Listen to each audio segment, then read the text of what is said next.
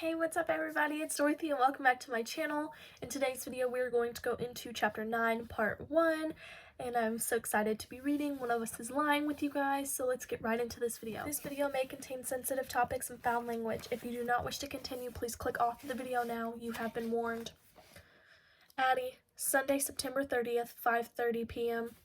Ashton unlocks the door to her condo in downtown San Diego. It's a one-bedroom because she and Charlie can't afford anything bigger, especially with a year's worth of law school debt that'll be hard to repay now that Ashton's graphic design business hasn't taken off and Charlie's decided to make nature documents instead of being a lawyer. But that's not what we're here to talk about. Ashton brews coffee in her kitchen, which is tiny but cute. White cabinets, glossy black granite countertops, stainless steel appliances, and retro light fixtures. Where's Charlie, I ask, as she doctors mine with cream and sugar, pale and sweet the way I like it. Rock climbing, Ashton says, pressing her lips into a thin line as she hands me the mug. Charlie has lots of hobbies Ashton doesn't share, and they're all expensive. I'll call him about finding you a lawyer. Maybe one of his old professors knows someone. Ashton insisted on taking me to get something to eat after we left the police station, and I told her everything at the restaurant, well, almost everything, the truth about Simon's rumor anyway. She tried calling Mom on the way here, but got voicemail and left a cryptic call me as soon as you can get this message, which Mom has ignored or not seen. Maybe I should give her the benefit of the doubt. We take our coffee to Ashton's balcony and settle ourselves into a bright red chairs on either side of a tiny table. I close my eyes and swallow a mouthful of hot sweet liquid, willing myself to relax. It doesn't work, but I keep sipping slowly until I'm done. Ashton pulls out her phone and leaves a tears message for Charlie, then tries our mother again, still voicemail. She sighs, draining the last of her coffee. Nobody's home except us, I say, and for some reason that makes me laugh, a little hysterically. I might be losing it. Ashton rests her elbows on the table and clasps her hands together under her chin. Addie, you've got to tell Jake what happened. Simon's update isn't live, I say weakly, but Ashton shakes her head. It'll get out. Maybe gossip, maybe the police talking to him to put pressure on you, but it's something you need to deal with in your relationship no matter what. She hesitates, tucking her hair behind her ears. Addie, is there some part of you that's been wanting Jake to find out? Resentment surges through me. Ashton can't stop her anti-Jake crusade, even in the middle of a crisis. Why would I ever want that? He calls the shots on everything, doesn't he? Maybe you got tired of that? I would. Right, because you're the relationship expert, I snap. I haven't seen you and Charlie together in over a month. Ashton purses her lips. This isn't about me. You need to tell Jake, and soon. You don't want him to hear this from someone else. All the fight goes out of me because I know she's right. Waiting will only make things worse, and since Mom's not calling us back, I might as well rip off the Band-Aid. Will you take me to his house? I have a bunch of texts from Jake anyway, asking how things went at the station. I should probably be focusing on the whole criminal aspect of this, but my mind's consumed with Jake. I take out my phone, open my message, and text, "Can I tell you in person?" Jake responds right away, "Only girl," blares, which seems inappropriate for the conversation that's about to follow. Of course. I rinse out our mugs while Ashton collects her keys and purse. We step into the hallway and Ashton shuts the door behind us, tugging the knob to make sure it's locked.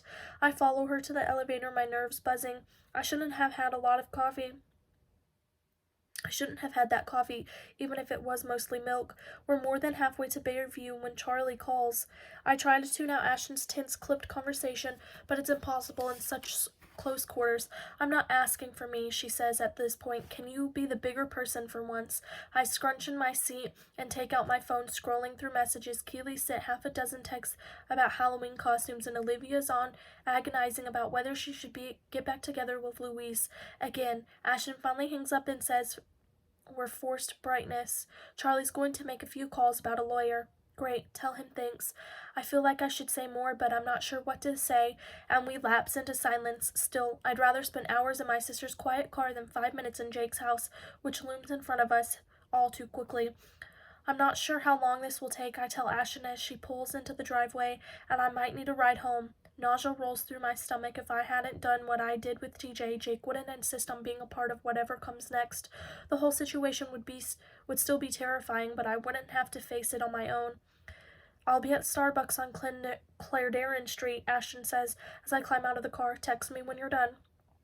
I feel sorry then for snapping at her and goading about her and Charlie. If she hadn't picked me up from the police station, I don't know what I would have done, but she backs out of the driveway before I can say anything, and I start my slow march to Jake's front door.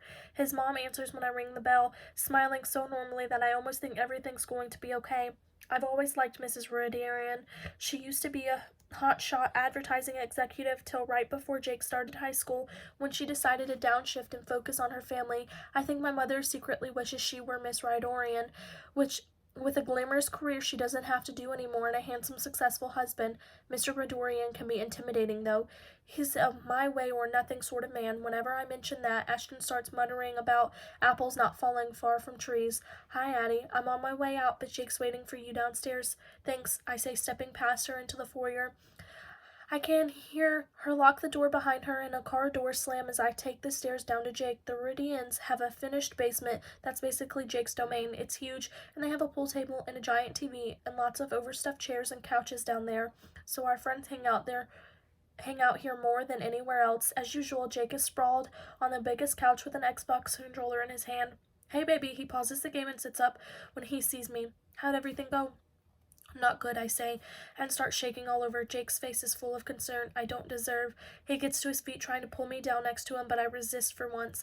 I take a seat in the armchair beside the couch. I think I should sit over here while I tell you this. A frown creases Jake's forehead. He sits back down on the edge of the couch this time, his elbows resting on his knees as he gazes me immediately. You're scaring me, Ads. It's been a scary day, I say, twisting a strand of hair around my finger. My throat feels as dry as dust. The detective wanted to talk to me because she thinks all of us who were in detention with Simon that day killed him.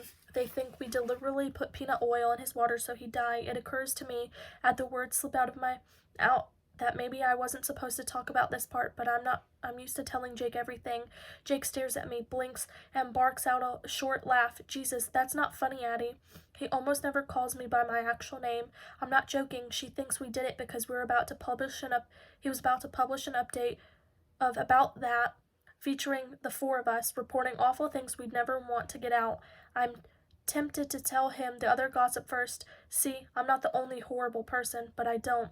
There was something about me on there, something true, that I have to tell you. I should have told you when it happened, but I was too scared. I stare at the floor, my eyes focusing on a loose thread in the plush blue carpet. If I pulled it, I bet the whole section would unravel. Go on, Jake says. I can't read his tone at all. God, how can my heart be hammering this hard and I still be alive? It should have just burst out of my chest by now. At the end of the school year last year, when you were in Cozumel with your parents, I ran into TJ at the beach. We got a bottle of rum and ended up getting really drunk, and I went to TJ's house and I hooked up with him. Tears slide down my cheeks and dripping onto my collarbone. Hooked up how? Jake asks flatly. I hesitate, wondering if there's any possible way I can make this sound less awful than what it is. But then Jake repeats himself, hooked up how? So forcefully that the words spring out of me. We slept together. I'm crying so hard I can barely get more words out. I'm sorry, Jake. I made a stupid, horrible mistake, and I'm so, so sorry. Jake doesn't say anything for a minute, and when he speaks, his voice is icy cold. You're sorry? Huh. That's great. That's all right then, as long as you're sorry. I really am. I start, but before I can continue, he springs up and rams his fist into a wall behind him. I can't help startled cry that escapes me. The plaster cracks, raining white dust across the blue rug. Jake shakes his fist and hits the wall harder. Fuck, Addie, you screw my friend months ago. You've been lying to me ever since, and you're sorry? What the hell is wrong with you? I treat you like a queen. I know, I sob, staring at the bloody smears his knuckles left on the wall. You let me hang out with a guy who's laughing his ass off behind my back while you jump out of his bed and into mine like nothing happened, pretending you give a shit about me? Jake almost never swears in my presence, or if he does, he apologizes afterwards. I do, Jake. I love you. I've always loved you since the first time I saw you. So why'd you do it? Why? I've asked myself that question for months, and I can't come up with any except weak excuses. I was drunk, I was stupid, I was insecure. I guess that's the last one. The last one's closest to the truth. Years of being not enough finally catching up with me. I made a mistake. I'll do anything to fix it. If I could take it back, I would. But you can't, can you? Jake asks. He's silent for a minute, breathing hard. I don't dare say another word. Look at me. I keep my head in my hands as long as I can. Look at me, Addie. You fucking owe me that. So I do, but I wish I hadn't. His face, the beautiful face I've loved since before it ever looked as good as it does now, is twisted with rage. You've ruined everything. You know that, right? I know. It comes out as a moan, like I'm trapped, like I'm a trapped animal. If I could gnaw my own limb off to escape this situation, I would. Get out. Get the hell out of my house. I can't stand the sight of you. I'm not sure how I managed to get up the stairs, never mind out the door.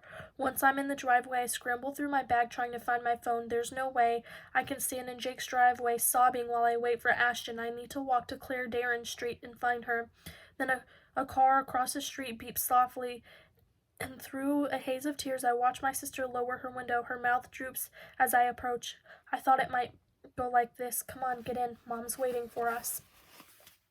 That is actually the end of chapter 9, so that was only one part to this, but I will see you guys in the next video.